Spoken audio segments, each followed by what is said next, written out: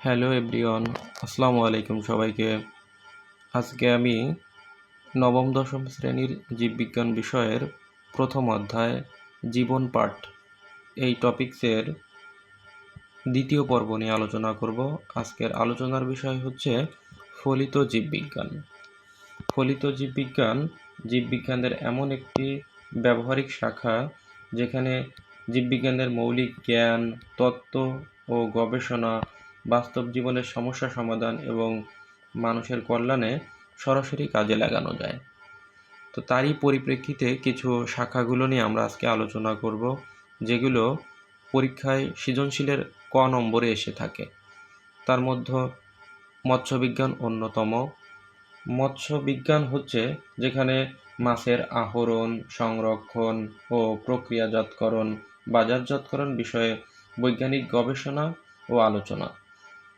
জীব পরিসংখ্যানবিদ্যা, যেখানে জীবের বিভিন্ন বৈশিষ্ট্য, সংখ্যা, গঠন, বিস্তৃতি, পরিমাপ ইত্যাদি বিষয়ে আলোচনা করে।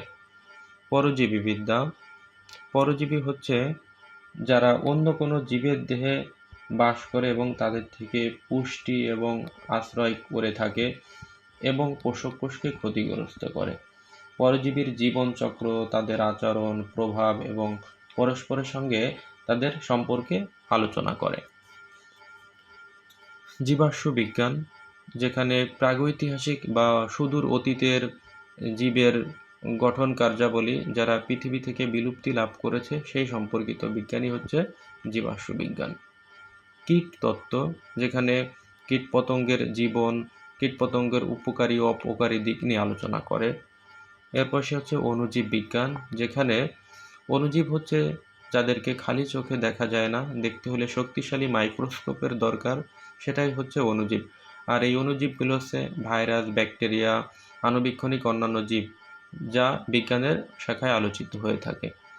চিকিৎসা বিজ্ঞান, যেখানে মানবদেহের বিভিন্ন রোগের চিকিৎসা সম্পর্কিত বিষয় নিয়ে আলোচনা করে। জিন প্রযুক্তি, জিন প্রযুক্তি বর্তমান সময়ে খুবই গুরুত্বপূর্ণ একটা আধুনিক প্রযুক্তি, যেখানে কোনো জীবকোষ থেকে কোনো সুনির্দিষ্ট জিন নিয়ে অন্য কোনো জীবকোষে স্থাপন করার মাধ্যমে নতুন বৈশিষ্ট্য সৃষ্টির জন্য কোনো জীবের ডিএনএতে যে গাঠনিক পরিবর্তন আনা হয় সেটাই হচ্ছে জিন প্রযুক্তি বা জেনেটিক ইঞ্জিনিয়ারিং। জীব প্রযুক্তি, যেখানে আমরা জীবন্ত কোনো উদ্ভিদ, প্রাণী, অণুজীব বা এদের অংশবিশেষ ব্যবহার করে মানবতার কল্যাণে ব্যবহার উপযোগী উন্নত বৈশিষ্ট্যসম্পন্ন নতুন উদ্ভিদ, প্রাণী এবং অণুজীব সৃষ্টি করতে পারি, সেটাই হচ্ছে জীব প্রযুক্তি।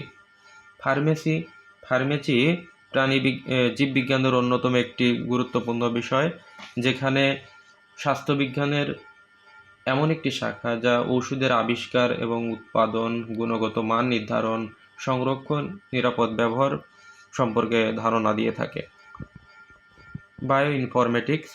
বায়োইনফরমেটিক্স হচ্ছে জীববিজ্ঞানের জটিল একটি শাখা, যেখানে ডিএনএ, আরএনএ, প্রোটিন সিকোয়েন্স বিশ্লেষণ ব্যাখ্যার জন্য কম্পিউটার বিজ্ঞানকে কাজে লাগানো হয়, যার ফলে বিভিন্ন রোগ নির্ণয়ে গুরুত্বপূর্ণ ভূমিকা রাখে, যেমন ক্যান্সার নির্ণয়, টিউমার বিশ্লেষণ, এই বিষয়গুলো সম্পর্কে বিভিন্ন ধারণা দিয়ে থাকে। তো আজকের এই আলোচনার টপিকের মধ্যে যে বিষয়গুলো গুরুত্বপূর্ণ ছিল সেটা নিয়ে আলোচনা করেছি। আশা করি তোমরা বুঝতে পেরেছো। ইনশাল্লাহ নেক্সট ভিডিওটি হবে পরবর্তী পর্ব নিয়ে, যেখানে জীববিজ্ঞানের শ্রেণীবিন্যাসের উদ্দেশ্য বিষয় নিয়ে আলোচনা করা হবে। ধন্যবাদ সবাইকে।